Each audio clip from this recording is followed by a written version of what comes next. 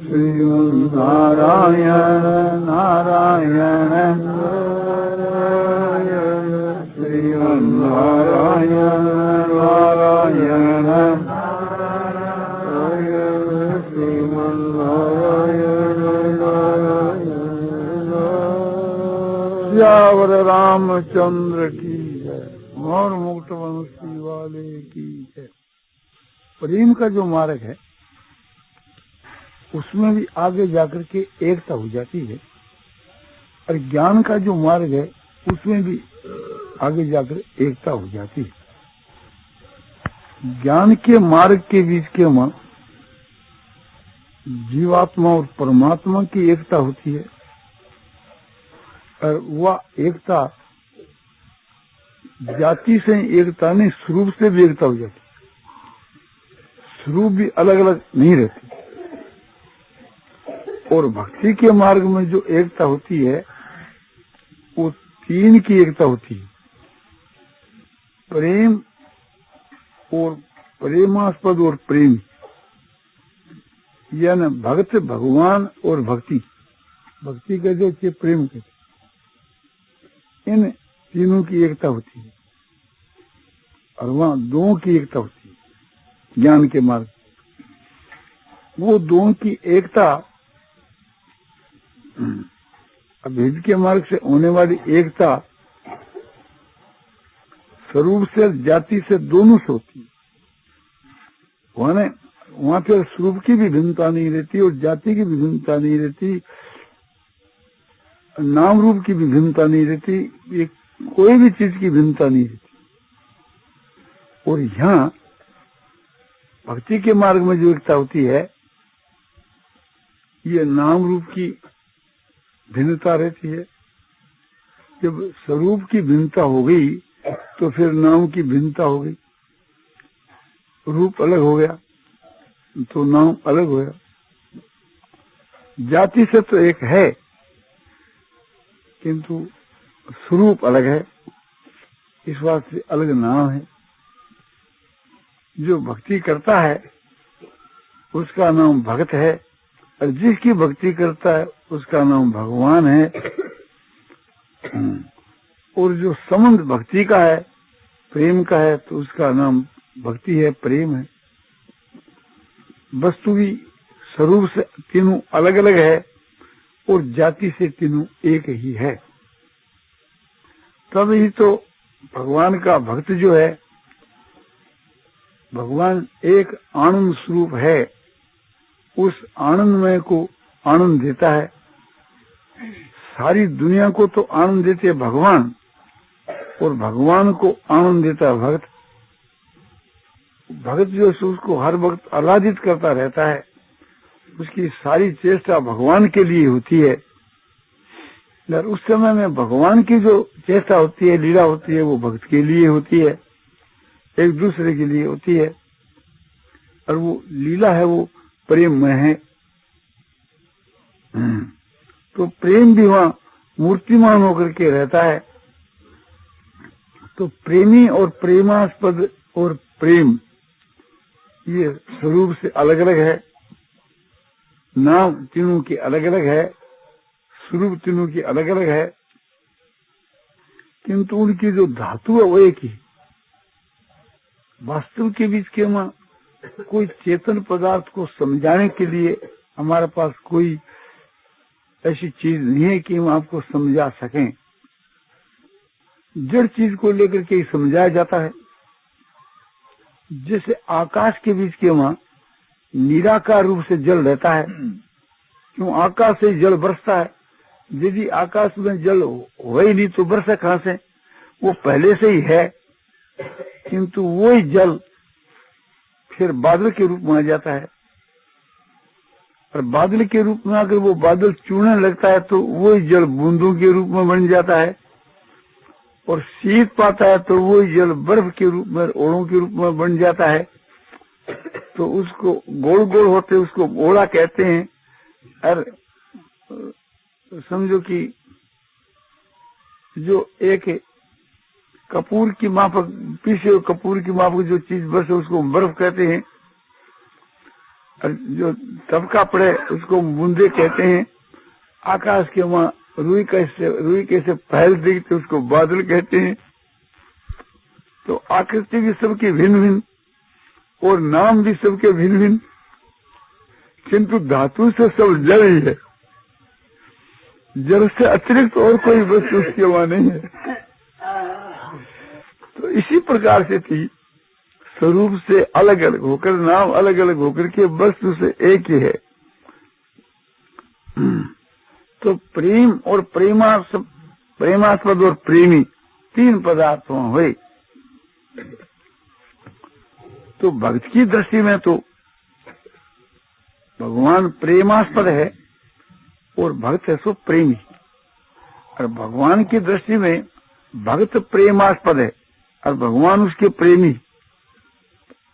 तभी तो समानता हुए और तभी एकता हुए, तभी उसका बदला हुए कि ये था मांग प्रपदंते तांग सथे वजाम हम, जो जिस प्रकार मुझको भजते उसको मैं उसी प्रकार भजता हूँ। ये भजंती तू मांग भक्त्या मई तेसु ताप हम,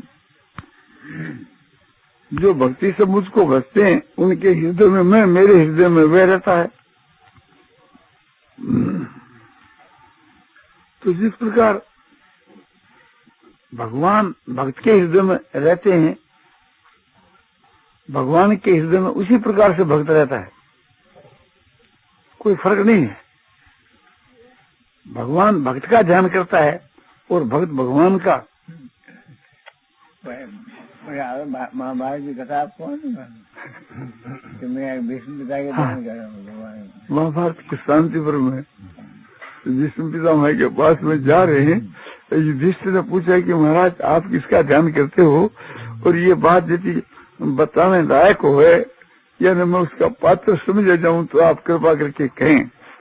बोला सरस्वती पर शयन करते भीष्म पिता में मेरा ध्यान कर रहे हैं और मैं भीष्म का ध्यान कर रहा हूँ।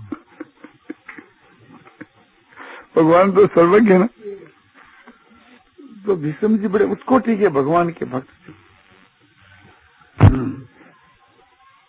तो इसी प्रकार से थी, भगवान के साथ हम लोगों को प्रेम करना चाहिए।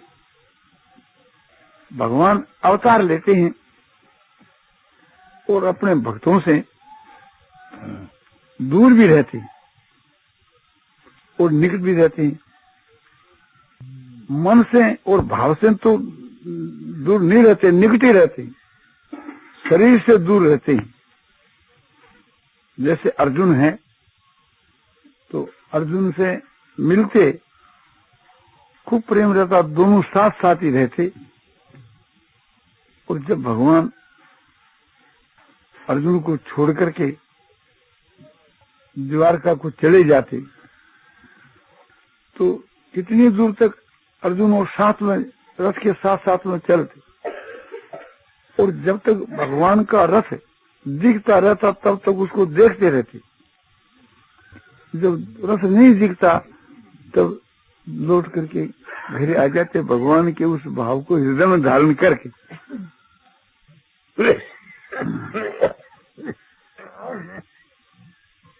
और ये बात महाभारत में आती है। श्री कृष्ण जो है वो अर्जुन है, अर्जुन है सो कृष्ण है, देखने की दो मूर्तियां स्वरूप से एक ही है। इतना प्रेम आप श्री के वहां बतलाया जाता है। तो भगवान स्वयं कहते हैं कि अर्जुन तेरा शत्रु मेरा शत्रु, तेरा मित्र मेरा मित्र। तो ये व्यवहार के मन, तो वास्तव के मित्र के बीच के मां भगवान जब तो अपने पिताजी वसुदेव जी को कह गए, प्रभास क्षेत्र से आकर पिताजी से कह गए वसुदेव जी से कि बलदेव जी तो परलोक सिधार गए और मैं जा रहा हूं, और आपको लेने के लिए अर्जुन आएगा, और अर्जुन के साथ ही आप सब लोग उनकी राजधानी में चले जाना। और सबके चले जाने के साथ ही इस द्वारका को समुद्र अपने में प्रवेश करा लेगा। और अर्जुन है सो मैं हूं और मैं हूं सो अर्जुन। ये समझना कि अर्जुन है सो मैं ही हूं। बस इतनी बात कह करके भगवान वहां से चल दी और जाकर के आपने इसी शरीर से थी भगवान अपने परम धाम को सो पधार। मानो जाकर के एक वृक्ष के नीचे चिंता मगन होकर जो बैठे वैसे बैठ गए। भगवान के तो चिंता सो कुछ नहीं है, सब कुल का विध्वंस हो गया तो एक स्वांग ले आए। तो एक प्रकार से शोक चिन्ह से बैठे थे, पैर एक प्रकार से घोड़ा खड़ा करके इसके ऊपर पैर रख दिया था और वो पैर एक ऐसा दूर से दिखता था कि मानो कोई मृग का सिर हो। तो व्यास ने समझा कि कोई ये मृग है तो बाण मारा, तो बाण एक निमित्त हो गया भगवान के प्रलोक सिधारने में। व्यास ने आकर के देखा कि वो मैंने तो बड़ी भारी हत्या करी, तो मृग नहीं है। तो भगवान क्षमा प्रार्थना करी। भगवान तो किसी के अपराध को मानते ही नहीं। उसको आश्वासन दिया भगवान ने और फिर भगवान अपने इसी शरीर से अंतर्धान हो गए, परम धाम को चले गए। सुखदेव जी राजा परीक्षित को कहते हैं कि इसी शरीर से क्यों आपने चले गए कि भविष्य के बीच के वहां जो भगवान श्री कृष्ण जी के जो भक्त होंगे, भगवान का शरीर विनाश हो गया ये उनकी दृष्टि में नहीं रहना चाहिए। भगवान तो नित्य वस्तु है तो उनका शरीर भी सो नित्य है। तो उनके उपासना के लिए उपास्य देव के रूप में भगवान सदा ही कायम है। इसलिए भगवान इस शरीर से चले गए। और वास्तव की बात यह है कि भगवान का प्रादुर्भाव और तिरोभाव होता है। केवल भगवान राम के विषय में भी यही बात आती है। भगवान कृष्णचंद्र जी महाराज जैसे इस शरीर से चले गए, भगवान श्री रामचंद्र जी महाराज जब 11 वर्ष का समय समाप्त होया और भगवान अपने परम धाम को गए, तो आपने इसी शरीर से ही अपने वैष्णव शरीर के वहां प्रवेश कर गए। उन्होंने अपना शरीर सरजू के वहां त्यागा नहीं। हमारे इस लोक में उनका शरीर नहीं रहा। ये वाल्मीकि रामायण के उत्तरकांड के अंत में लिखा है। कोई भाई देखना चाहो तो देख सकते हैं। तो भगवान श्री राम और भगवान श्री कृष्ण ये साक्षात पूर्ण ब्रह्म परमात्मा थे और एक प्रकार से संसार के कल्याण के लिए आए थे और अपने पधार गए। तो उनका प्रादुर्भाव तिरोभाव है, उत्पत्ति और विनाश नहीं, किंतु प्रतीति होती है, मानो उत्पन्न होते हैं विनाश होते हैं। इसलिए भगवान ने गीता में ये बात साफ करके बतला दी कि अजोपि सन व्यात्मा भूतानाम ईश्वरोपि सन प्रकृति स्वामधिष्ठाय संभवा ज्ञातमाया। मैं अज हुआ और अविनाशी हुआ और संपूर्ण भूतों का ईश्वर हुआ भी अपनी प्रकृति को अपने अधीन करके और अपनी माया स्थिति में प्रकट होता हूँ। तो अपी और सन इस बात को बतला है। अजोपी अज हुआ भी जन्म सा दिखता हूँ, जन्मता सा दिखता हूँ। अविनाशी हुआ भी विनाश होता सा दिखता हूँ। ईश्वर हुआ भी मनुष्य सा दिखता हूँ। ये मेरी योग माया से मैं प्रकट होता हूँ और अपने अंतर्धान होता हूँ। ये शब्दों से भी कह दिया और उदाहरण से भी दिखला दिया। उदाहरण से ये दिखला कि अर्जुन ने कहा कि आप ये कहते हो कि सारा संसार मेरे एक अंश में है, तो वो आपका जो विश्व रूप है वो मैं देखना चाहता हूँ, कृपा करके दिखलाओ। तो भगवान ने उसको दिव्य दृष्टि दी और आपका विश्व रूप दिखलाया। विश्व रूप दिखलाने के बाद अर्जुन ने कहा कि तेने व रूपेण चतुर्भुजेन सहस्र भाव भविष्य मूर्ति हे सहस्रभाव, हे विश्वमूर्ते, आप उस चतुर्भुज रूप वाले हो जाओ। रीतिनं गदिनं चक्र हस्त मिच्छामि त्वां द्रष्टुम हंग तथैव तेनैव रूपेण चतुर्भुजेन सहस्रभाव विश्वमूर्ते। तो भगवान कहते हैं कि अरे मेरे विश्व रूप को देख के तुम्हारे को व्यथा क्यों होनी चाहिए? हूं तो मैं वही तुम्हारा सखा कृष्ण, कोई बाघ भालू तो नहीं। मात व्यथा मात विमूढ़ भाव, तुम्हारे में व्यथा नहीं होना चाहिए, दुख नहीं होना चाहिए, मूढ़ भाव नहीं होना चाहिए, और तुम भय रहित होकर के तुम जिस मेरे स्वरूप को देखना चाहते हो, लो वही तुम्हारे को दिखलाता हूँ। फिर चतुर्भुज रूप का दर्शन दिया और उसके बाद में मनुष्य रूप होकर के और रथ हाँकने लगे। तब अर्जुन ने कहा कि अब मैं यथायोग अपनी प्रकृति में स्थित आया हूँ, अब ठीक ठिकाना आया हूँ। तो इसके पहले भगवान के दो रूप अर्जुन ने देखे, विश्व रूप और चतुर्भुज रूप। क्यों मनुष्य रूप के हाथ के मां तो समझो बैत और कोल्डा है, वहाँ गधा और शंख कहाँ, चक्र कहाँ, समझा। और वहाँ तो कहते हैं कि चतुर्भुजे ने, चार भुजा वाले, और जिसके हाथ में साफ करके कहते हैं कि समझो कि चक्र और गदा हाथ में धारण किए हुए। तो भगवान उस दिव्य रूप से प्रकट हुए, देव रूप से, मनुष्य रूप से नहीं। उसे दिव्य रूप को, देव रूप को देखना चाहता हूँ। और फिर कहते हैं कि इस मनुष्य रूप को देख करके अब मैं प्रकृति में स्थित हूँ। तो विश्व रूप भी अर्जुन ने देखा, चतुर्भुज रूप भी देखा, और दो भुजा वाला दिखते ही थे। तो अब ये विचार करना है कि वो विश्व रूप और चतुर्भुज कहाँ से आए, कहाँ गए। उसकी मिट्टी तो रहनी चाहिए थी ना यहाँ, तो कुछ नहीं रहा। उनका प्रादुर्भाव होना और तिरोभाव होना, तो ये भगवान का समझो कि प्रकट होना, तिरोभाव होना ही इस श्लोक में बताया जाता है। और उदाहरण से आपने गीता की 11वें अध्याय में दिखला दिया। शब्दों के बीच में तो चौथी अध्याय के 6ठे श्लोक में कहा, जो पी सनभ्यात्मा भूतानाम प्रकृति स्वाम देशा संभवाम्यात्म माया।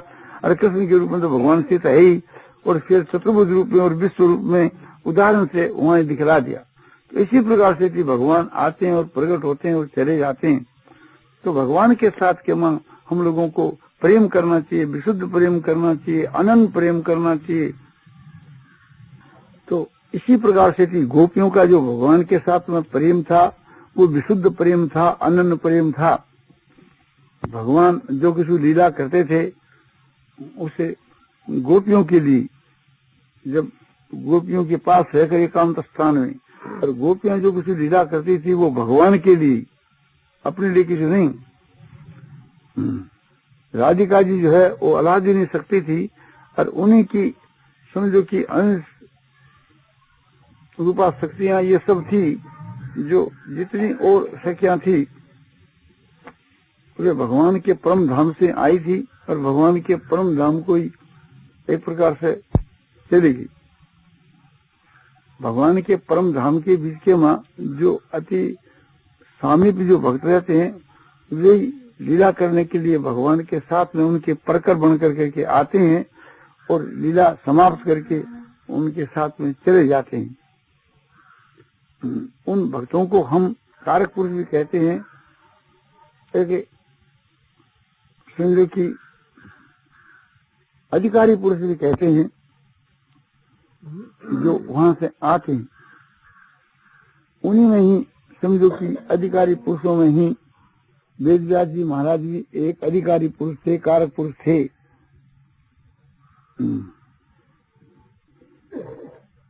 तो अर्जुन का जो संबंध है वो भगवान के साथ में पहले से ही है। इसके पहले नरनारायण के रूप में थे। सबको इस बात को कहते हैं, और ऋषि लोग जो है, ऋषियों ने ये बात जगह जगह कही है। महाभारत के वहां पढ़ोगे तो जगह जगह ये प्रसंग आपको मिलेगा कि श्री कृष्ण और अर्जुन पूर्व के बीच में नरनारायण ऋषि के रूप में थे, और आदि के बीच में समझो कि उसके पहले भगवान श्री कृष्ण जी तो साक्षात महाविष्णु या विष्णु के रूप में, और अर्जुन है सो भक्त के रूप में। और उसके पहले जब सृष्टि की उत्पत्ति के और पहले हम चलें कि तो सच्चिदानंद पूर्ण ब्रह्म परमात्मा ही, विज्ञानानंद निर्गुण ब्रह्म ही श्री विष्णु के रूप में प्रकट होते हैं सृष्टि की आदि में। त्रेता युग में श्री राम के रूप में और द्वापर युग में श्री कृष्ण के रूप में प्रकट होते हैं। एक ही है, सगुण निर्गुण साकार निराकार। और भगवान श्री राम श्री कृष्ण और विष्णु और शुद्ध ब्रह्म और आपने ब्रह्म के बीच के सगुण निराकार और निर्गुण निराकार सब वस्तु से एक ही है, सब मिलकर के एक ही चीज है। और सब जगह सब प्रकार की योग्यता शक्ति और ज्ञान और सब जगह पूर्ण है। ऐसा जो परमात्मा का स्वरूप जो है, जब जब अवतार लेता है तब तो संसार के हित के लिए आकर के अवतार लेते हैं। उसी भगवान से हम लोगों को प्रेम करना चाहिए। अभी समझो कि निराकार रूप से सब जगह मौजूद है ही, और सगुण साकार रूप में मन से उसका आह्वान करना चाहिए, और मन से आह्वान कर करके और मन से ही हम लोगों को उससे मिलना चाहिए। जैसे गीता में बता है, मच्चिता मदगत प्राणा बोधयंत परस्परम कथयंत से मांग नित्यं तुष्यंती च रमन्ती च। मच्चिता जिनका मेरे में चित्त है, भगवान कहते हैं उनको मच्चिता। भगवान में हमारा चित्त वास करे, चित्त में भगवान का जो स्वरूप है वो नित्य वास करे हमारे, तभी हम कह सकते हैं कि ऐसे जो पुरुष भगवान का कहना उनके लिए है कि मच्चिता, कि मेरे में जिनका चित्त हर वक्त बस है वह मच्चिता। इसके लिए हम उदाहरण आपको क्या दे सकते हैं?